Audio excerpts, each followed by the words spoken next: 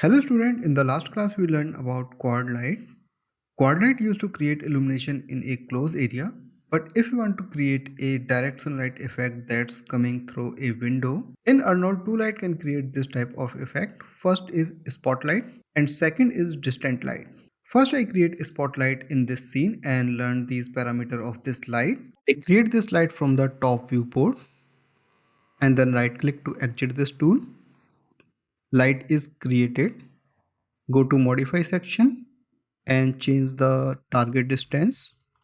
I set 25 feet and enter and uncheck the targeted. I already create a point helper to proper position of this light. First I show this. This green plus sign is point helper. I align this spotlight to point helper. I click on align tool and then click on this point helper tool and aligns to X, Y and Z center to center. For rotation, enable X, Y, Z orientation. Then click on apply button and then hit on OK button. Light is properly aligned. Now click on render setup button. Enable active shade mode in the target and lock this perspective viewport or camera render mode and lock this. Then hit on the render button. Now set intensity and exposure value. I increase intensity up to 4 and exposure value up to 14. Spotlight cone is visible in active shade window. Now we discuss about this light parameter. First parameter is cone angle and it's set to 60 degree.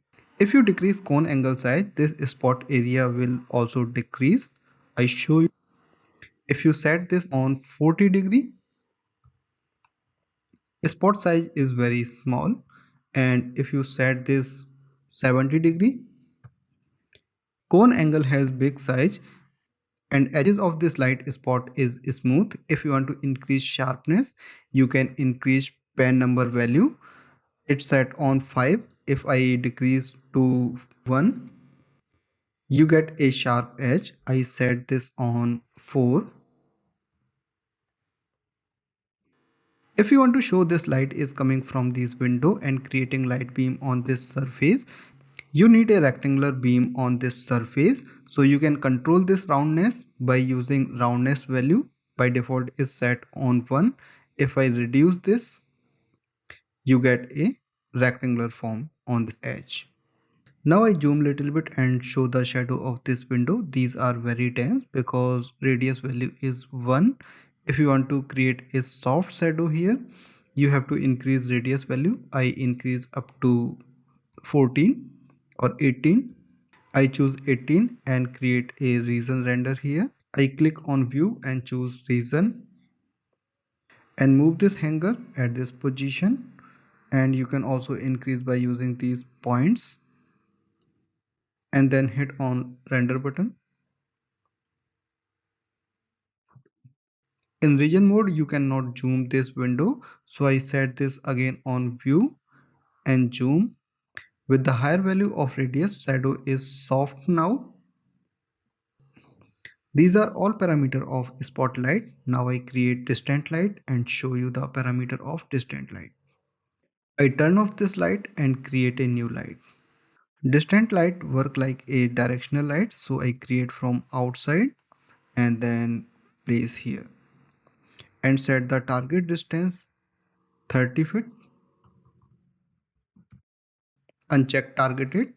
I also create a point helper to place this light. First I enable this and then click on align tool and align this to XYZ position and XYZ orientation also.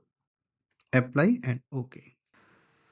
Now change spotlight to distant light and then hit on the render button.